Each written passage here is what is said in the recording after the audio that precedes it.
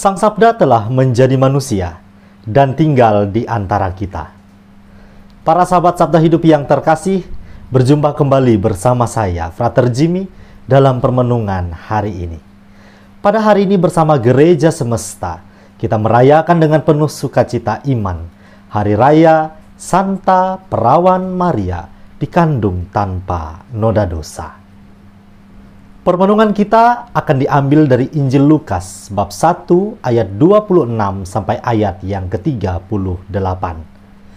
Mari kita meluangkan waktu sejenak untuk mendengarkan dan merenungkan sabda Tuhan. Dalam nama Bapa dan Putra dan Roh Kudus. Amin.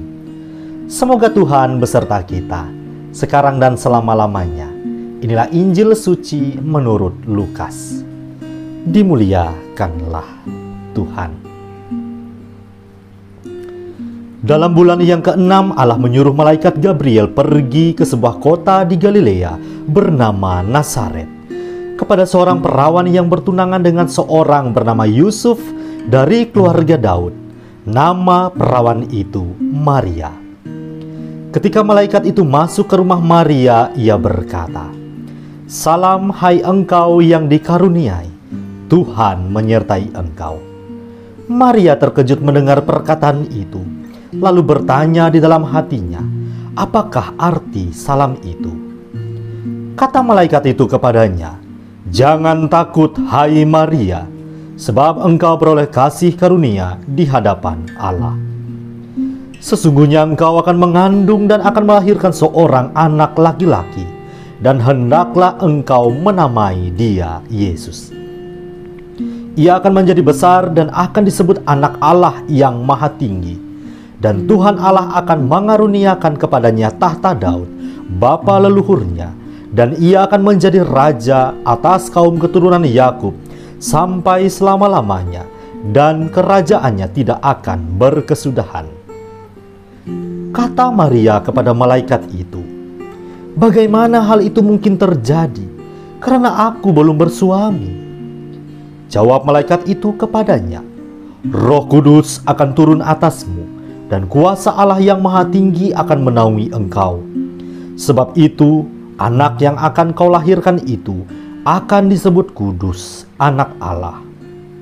Dan sesungguhnya Elisabet, sanakmu itu, ia pun sedang mengandung seorang anak laki-laki pada hari tuanya.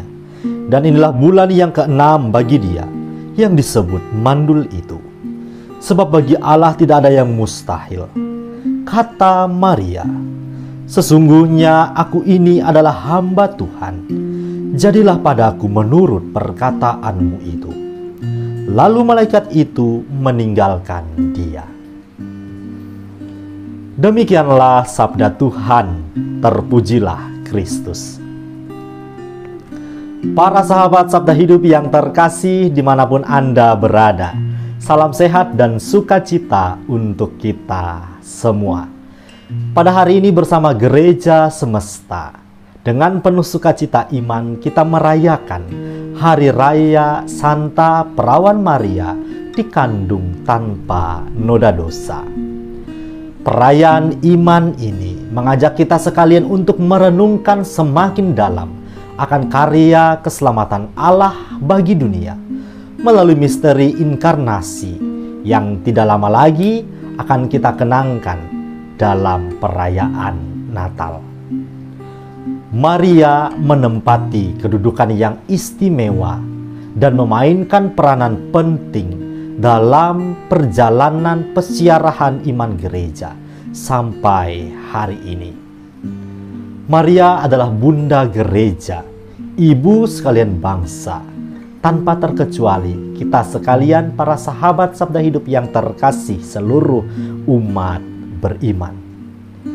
Dia adalah pribadi terpilih, terberkati, penuh rahmat di antara semua wanita. Lantas perayaan iman hari ini mau berbicara apa kepada kita sekalian? Mari kita merefleksikannya sejenak dalam terang iman. Kitab suci terbilang tidak banyak mencatat atau menceritakan tentang Bunda Maria. Akan tetapi dari sedikit catatan dalam kitab suci, diperlihatkan kepada kita sekalian betapa luar biasanya pribadi Bunda Maria. Ia adalah perawan yang bersahaja, yang telah memberikan teladan iman tak tertara. Kerendahan hati Bunda Maria menjadi model kerendahan hati gereja sampai hari ini. Bunda Maria adalah pribadi yang sederhana dan yang selalu mengatakan ya pada setiap rencana dan perintah Allah. Sesungguhnya aku ini hamba Tuhan, terjadilah padaku menurut perkataanmu. Sebuah ungkapan iman yang begitu mendalam dan terus hidup dalam peziarahan iman gereja sampai saat ini. Melalui rahim perawan Maria, ada sang sumber kehidupan kekal yang menyelamatkan dunia dari belenggu dosa dan kebinasaan maut. Para sahabat Sabda Hidup yang terkasih, perayaan iman ini juga menyadarkan kita akan panggilan dan perutusan kita sebagai umat beriman. Kita dipanggil dan diutus untuk terlibat aktif, ikut ambil bagian dalam mewartakan kabar sukacita, karya keselamatan Tuhan Allah ke seluruh penjuru dunia. Di dalam diri kita sekalian terkandung Kristus yang menjadi dasar dan kekuatan hidup kita. Adakah kita menyadari akan kesatuan kita ini dengannya? Maka para sahabat yang terkasih, ketika Kristus berdiam diri dalam diri kita, sudah sepantasnya lah hidup kita sungguh digerakkan oleh kuasa-kuasanya yang menyelamatkan. Ketika Kristus berdiam dalam diri kita, maka sudah seharusnya pula setiap pikiran, perkataan, dan laku kita sungguh selaras dengan apa yang dikehendakinya. Semuanya ini hanya bisa terjadi dan berbuah dengan matang apabila kita ingat dan sadar akan identitas kita sebagai manusia beriman. Maka dari itu butuh ketajaman hati, telinga yang terbuka untuk mendengar, sehingga kita selalu dapat merasakan tuntunan Tuhan Allah dalam perjalanan hidup kita sehari-hari.